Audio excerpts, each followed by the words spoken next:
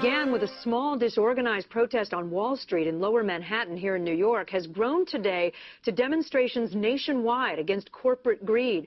From New York to L.A., even up in Maine, people took to the streets to express their anger and make sure their message is heard.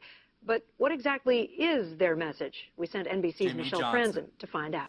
What is this, a study room or a common area? We are here at the Occupy the Common Room, 15 minutes in.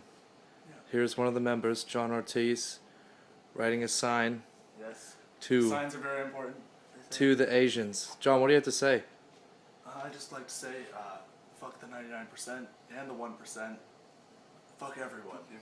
And I just like to get my common area back because you know I pay a lot of money and I'd like to see some representation. So John, tell me what you got here. This is our living quarters. You see. This is a tent. This is our tent. Okay.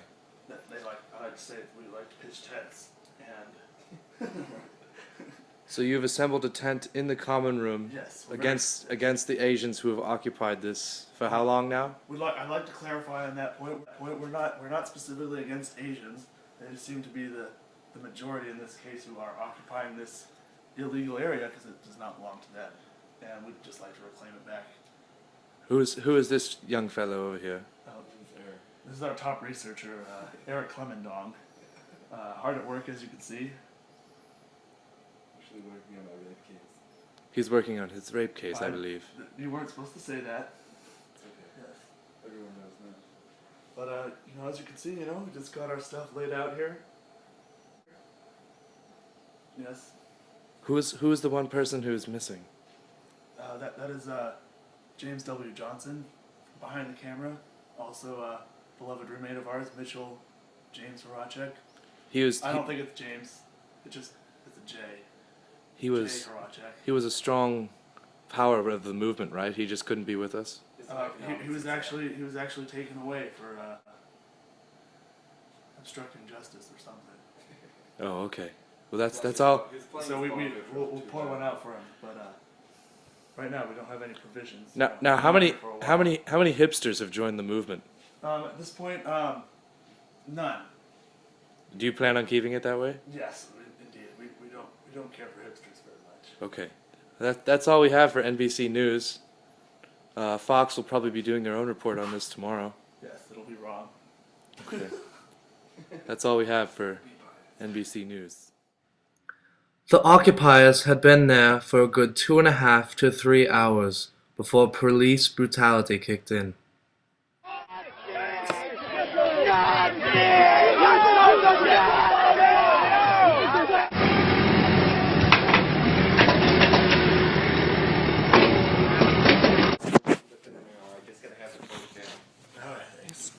Okay, thanks guys.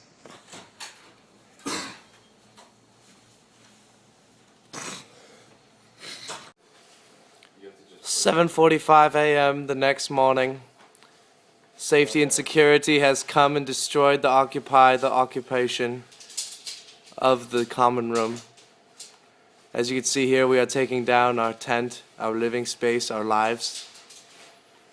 John Ortiz is the so-called ringleader of our group. Is there anything you'd like to say, John? Just that this kind of police brutality and misunderstandings is why no one takes us seriously. This is very serious. Look at this. This is a mess. Eric Clementon has already ripped off a few stale morning thoughts at 7:45 this morning.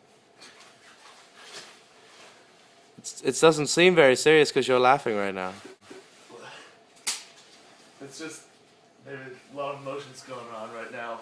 I mean, it's been about 3 hours since we started the movement, and what was the reason for kicking them out of the common room? Due to state fire codes, you can't pitch a tent in the study area. Does that seem like a valid reason to you? I think it's safe to say that we all pitched tents in the common room, and only one of them was taken down. Now, how did the young officer handle this? Very well, or? With a straight face.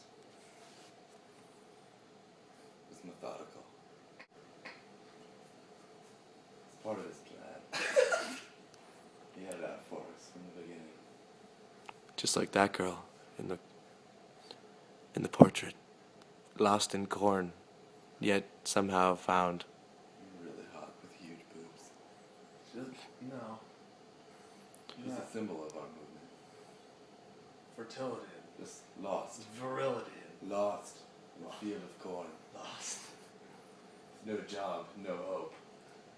We came to occupy. That's all for NBC News.